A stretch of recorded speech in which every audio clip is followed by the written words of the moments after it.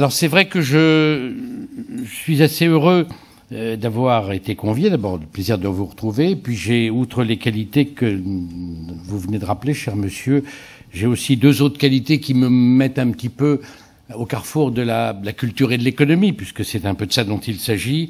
Outre la Fédération des entreprises de la beauté que je préside et dont l'industrie se nourrit assez largement de facteurs culturels, je suis aussi cofondateur, il y a maintenant un peu plus de 30 ans, d'une institution qui s'appelle Admical, qui est l'association pour le développement du mécénat industriel et commercial.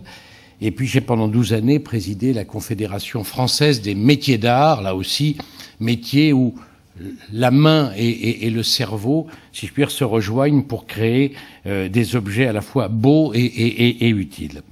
Alors, cela étant dit, et c'est au bénéfice de ces diverses qualités que j'ai essayé de réfléchir et de vous livrer quelques idées à dessein provocatrices autour du premium.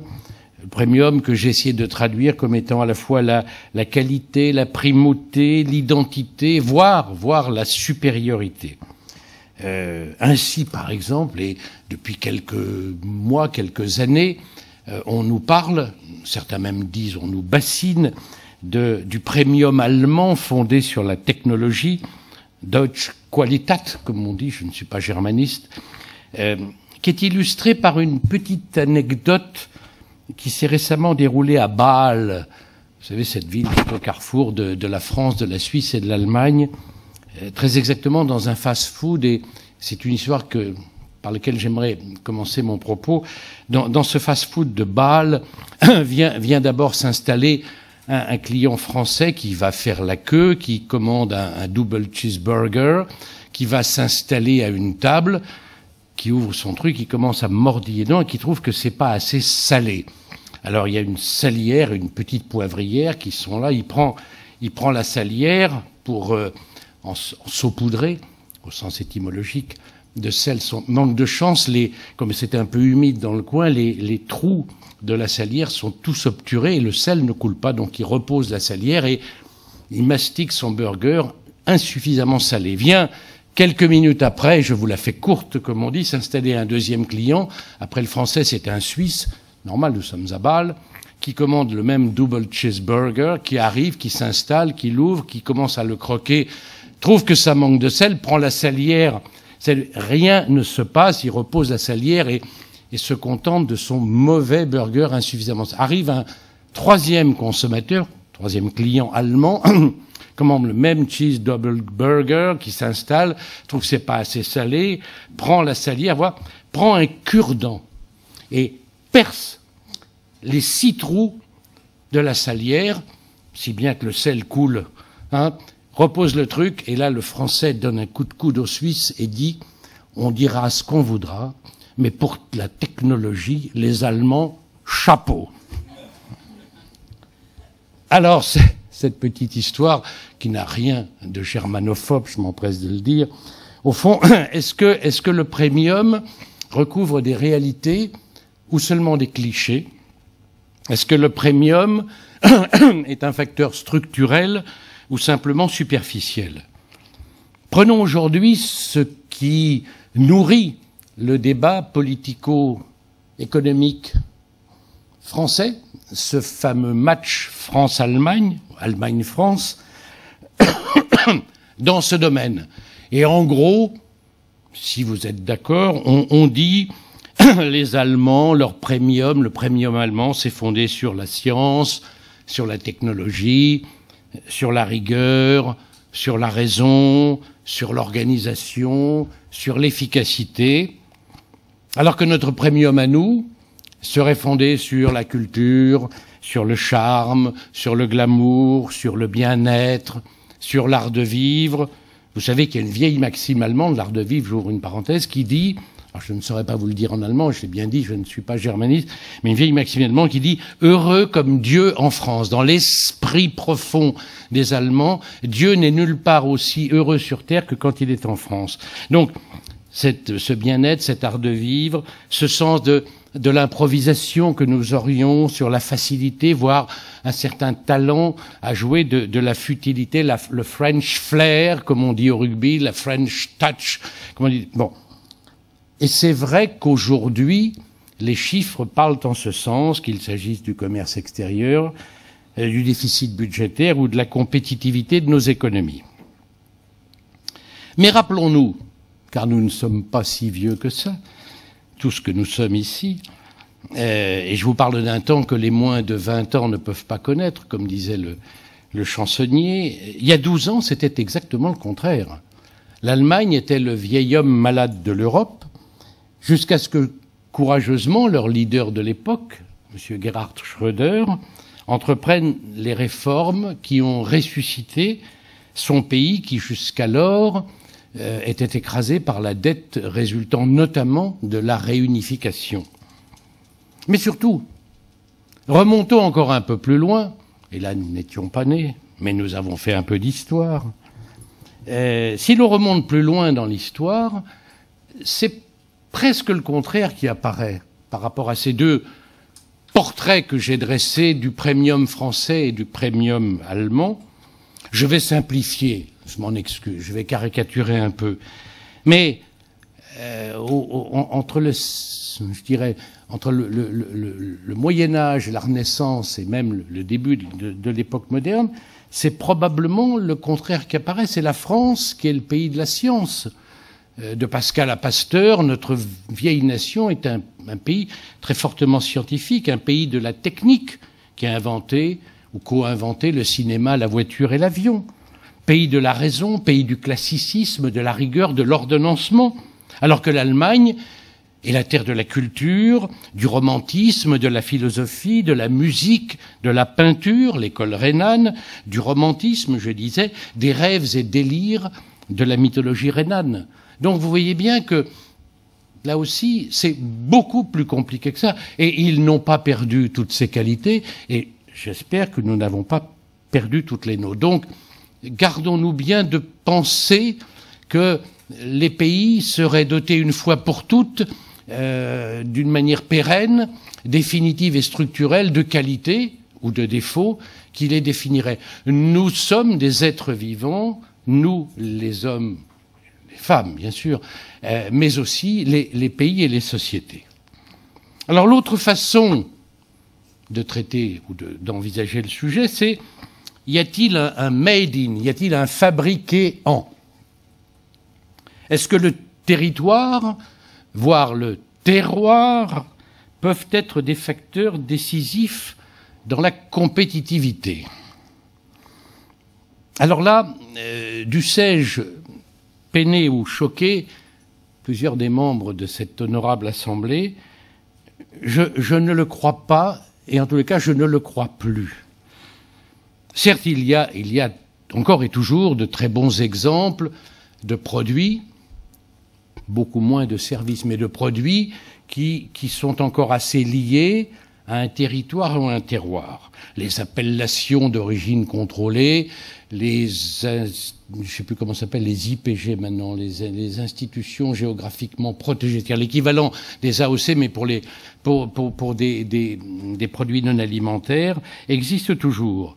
Mais je crois, et je dirais je crains, que ces avantages compétitifs liés au lieu, au terroir ou au territoire sont voués à s'atténuer et probablement à disparaître, surtout si l'on ne joue que sur eux. Si on se contente de dire « mon produit est fait ici, et parce qu'il a été fait ici depuis 10 jours, 10 mois, 10 ans ou 10 siècles, il sera toujours apprécié comme ça », je pense que nous nous trompons. En d'autres termes, il faut sans cesse que nous réinventions nos produits, que nous les renouvelions, que nous allions à la rencontre du client, et aller à sa rencontre, en fait, c'est le devancer. C'est comme disait l'autre, c'est non pas lui offrir ce qu'il souhaite, mais c'est lui offrir ce qu'il pourrait souhaiter et désirer. Aujourd'hui, c'est moins un lieu de production que j'achète, ou même un procédé de production, c'est une marque. Quand j'achète une berline allemande, je me fiche honnêtement de savoir où elle a été fabriquée et comment elle a été fabriquée. Est-ce qu'elle a été fabriquée en Bavière ou en Slovaquie ou au Portugal et demain probablement en Turquie ou en Ouzbékistan? Ça m'est égal à partir du moment où Volkswagen ou Audi me la garantit comme étant un produit derrière lequel cette marque s'engage. Je ne suis pas intéressé fondamentalement à savoir, encore une fois, ni où elle a été assemblée, ni comment elle a été assemblée. J'ai besoin qu'une grande marque vienne me dire « Soyez tranquille, c'est une Audi, c'est une Renault, c'est une Seat, il n'y a pas de problème. » En d'autres termes, c'est la marque aujourd'hui qui m'apporte la notoriété du produit, qui m'apporte l'attrait du produit et qui m'apporte la garantie du produit. Hormis le terroir, donc, je pense que nous aurons de moins en moins de raisons de nous attacher à l'endroit où les choses sont produites. C'est probablement malheureux. Ça sonne la fin d'une économie relativement statique et organisée autour de lieux de production. C'était lié au fait que et l'énergie et les matières premières étaient d'un tel coût de transport qu'il fallait mieux produire là où gisaient, encore une fois, les stocks de matières premières ou les minerais, ou les sources d'énergie. Aujourd'hui, tout ceci est beaucoup plus fongible et ductile, et donc on n'est plus tellement obligé de tenir compte du made in. Même le terroir, je fais partie d'une génération qui a été élevée, et j'en suis très fier, dans la qualité, dans l'amour du bon vin made in France. Mais je sais que nos grands vignerons, que nos grands œnologues, que nos grands spécialistes du vin ont été apprendre, enseigner à leurs homologues sud-africains, chiliens, australiens, la manière de fabriquer du vin, c'est-à-dire de l'assembler. Et le terroir est certes important, mais il y a dans d'autres parties du monde des terroirs qui ressemblent aux croupes de mon Aquitaine natale, car je suis un Aquitain et donc je défends le vin de Bordeaux, mais je suis obligé de constater que là aussi, les graves, ces petits cailloux qui reflètent le soleil et qui diffusent l'humidité, ne sont pas un monopole des rives de la Gironde.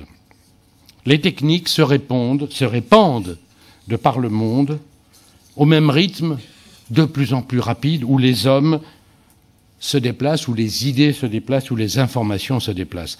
Notre village, pour la première fois dans l'histoire de l'homme, devient un village global. C'est une extraordinaire banalité, mais dont nous ne prenons pas suffisamment compte aujourd'hui, spécialement nous Français, qui restons encore assez figés sur le village gaulois d'Astérix. Alors, est-ce que c'est la fin de la culture? Absolument pas. Ce n'est encore moins la fin des cultures. Je dis bien des cultures et non pas de la culture. Je ne suis pas sûr qu'existe véritablement la culture, sauf comme un concept, qui bien sûr comme tel a un sens, mais sinon, c'est pas la culture qui existe, ce sont les cultures. Les exceptions culturelles doivent être protégées. Et de ce point de vue-là, notre gouvernement a raison de mener le combat qu'il mène pour convaincre ses 26 partenaires de l'Union européenne de ne pas céder à un quelconque hégémonisme culturel. Serait-il américain aujourd'hui, chinois demain, guatémaltèque après-demain? Il n'y a aucune raison qu'une culture l'emporte sur une autre. Nous veillons d'une manière extraordinairement vigilante depuis les conventions de Rio et de Nagoya sur ce qu'on appelle la biodiversité, protéger la multitude et la diversité des plantes et des animaux qui forment la richesse de la faune et de la flore de notre planète. De la même manière, devons-nous veiller à préserver la diversité des cultures et des langues. Une culture ou une langue, c'est un regard sur le monde, c'est une vision du monde, et il est rare qu'une vision unique soit la meilleure. Je pense que nous avons D'ailleurs, c'est la raison pour laquelle les hommes travaillent ensemble. Si nous étions convaincus qu'une seule vision suffit, nous n'aurions pas besoin de nous rassembler, nous n'aurions pas besoin de colloquer au sens étymologique du terme. C'est parce que la vision de chacun apporte une chose différente. Loin de m'appauvrir, ta vision différente m'enrichit, disait Saint-Exupéry. Donc, il n'y a pas une culture qui soit supérieure à une autre. Toutes sont différentes, toutes sont complémentaires. J'en prends un exemple, tiré de l'art du jardin, que nous avons célébré au Grand Palais le week-end dernier. Vous savez qu'en gros, et pour faire très court, là aussi, je vais simplifier et caricaturer, il y a 3 grands styles de jardin qui font prime de par le monde. Le jardin à la française, très ordonnancé, très organisé, géométrique, orthogonal, qui est une façon de sublimer la nature. Le jardin à l'anglaise, qui part du principe qu'il faut, dans un endroit donné, réunir la manière dont la nature spontanément se développe. Et puis le jardin japonais, qui consiste à casser la nature pour retrouver une sorte de supernature. Regardez l'art japonais du jardin.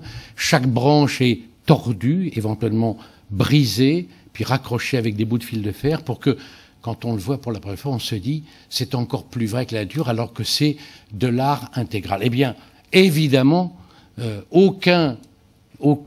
personne ne peut dire que les jardins japonais sont plus beaux que les jardins français ou que les jardins français sont plus beaux que les jardins anglais. Ça n'a évidemment aucun sens. Nous avons besoin de ces 3 regards et probablement d'autres encore. La mondialisation, pour terminer, appelle donc à la fois un retour, en tous les cas pas un retour, mais un dialogue avec des produits qui seront de plus en plus uniformisés. C'est vrai. Il faut l'accepter, il faut le savoir. C'est le prix de l'économie, c'est la façon de sortir 500 à 800 millions d'hommes de la pauvreté, ce qui s'est fait en une génération, grâce à la mondialisation. Le prix à payer, c'est effectivement des produits plus banalisés, mais du coup, c'est du côté de nos cultures locales et même infralocales, de nos cultures régionales, que nous devons nous tourner pour compenser cette université des produits. Je vous remercie de votre attention.